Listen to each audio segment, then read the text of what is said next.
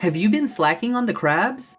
I sure know I have been, until a community member brought to my attention a sigil I didn't even know existed. When I first came across this NPC, he asked me to find crabs, and in doing so, this sigil will increase our attack. While this did look good when I started the game, it's useless in the endgame as it only provides one trait, and a bad one at that. Why is 1000 attack bad? Because our mastery tree and weapon gives us so much attack that it's better to use other sigils. Well, if that's the case, what's the point of this video? Whoa, let me go over the second sigil he gives us.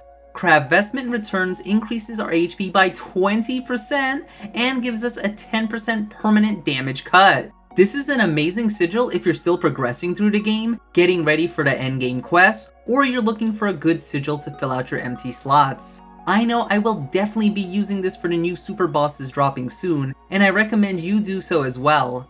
Now that you know why you should collect the crabs, let's go over where to find them, shall we? In Chapter 1, you'll want to start off at Free Fall. The crab will be on your right hand side above the rock step. Once you collect the crab, open the menu and quit the chapter. It'll record that you obtained it, so don't worry. For Chapter 2, you'll want to start at Please Save Tempiel. After a bunch of cutscenes, the first crab will be past the saving point on your left hand side on this rock. The next crab from here is outside the cave on your left hand side on some wood.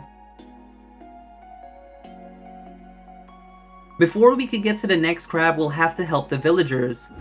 Afterward, it'll be on your right hand side in this tiny opening of the picket.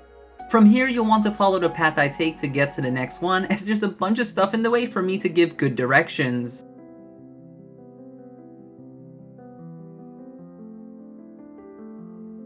The village to our left hand side holds the next crab. Clear out the mob and the crab will be in the dirt north of the wagon.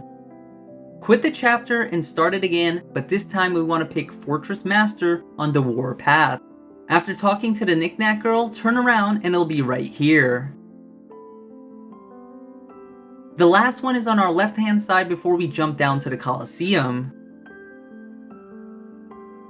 You're now done with Chapter 2, so quit and let's start Chapter 3. Start at the Mines of Tempiel. Once you spawn in, keep moving forward until the forced cutscene. Right after, move left and it'll be right here. Now hug the right side until you come across the lever you have to pull. Once you do that, the crab will be on the right of the ramp in front of you.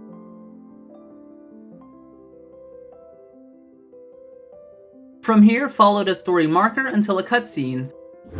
On the right hand side, you'll see the glow of the invisible golden chest puzzle, and the crab's right next to it. We're now complete with Chapter 3. For Chapter 4, you'll want to start a battle. There's going to be a bunch of cutscenes and a battle on the ship before we can actually get the crab. Once you could board the enemy's ship, you'll want to hug the left side, and it'll be at the end, right here. That's the only crab, so quit and let's move on. Start on the first section of Chapter 5. After a few cutscenes and following the main story quest marker, you'll come across a cutscene with skeletons. After beating them, the crab will be on your right hand side. From here, you'll want to follow the path and make a turn to the right, where it'll be a few jumps away. Follow the story quest marker until you get to these steps. On the left will be a chest frozen in ice, and the next crab is right below it. The next one is a bit away as you have to beat the boss and keep following the story marker until you need to hold out for incantation to complete. Follow the steps where the monsters are coming from and do a little platforming to the top for the next crab. After she's done chanting, the next crab is right through the arch. Quit the chapter as there's another defense mission which takes too much time. Start on Chapter 5 again, but this time select Shaman of Salvation. After beating the boss, open the menu and select Return to Previous Checkpoint. The crab should be somewhere here as I got it already on my first playthrough. Start in Relics of the Sand for Chapter 6. The first crab is right here at the start in the fallen tree. The next one will be after you come across some wolves. Go past them and hug the right hand side until you see an arch. It'll be at the very top. Jump off and continue towards the back path where there'll be some rocks to hop on and the crab's right here. The next part took me so long to route an efficient path, so if you appreciate me saving you time, please leave a like, it helps the channel a lot. Okay, so now that you're done with all the main story stuff, you're brought to the open area. The first crab is straight ahead. Once you have this one, go to the center of the arena and head left.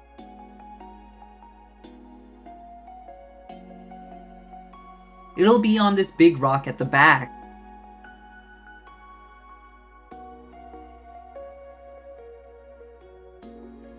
After that, follow where I'm going for the next crab.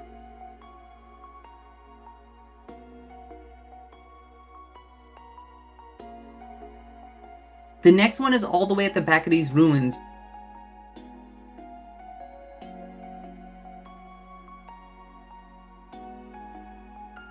You'll need to jump, attack, and air dodge to get it.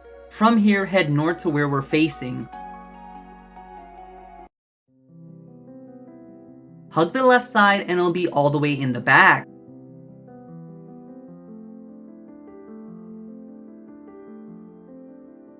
We'll now want to make our way to the marker, 542 meters away.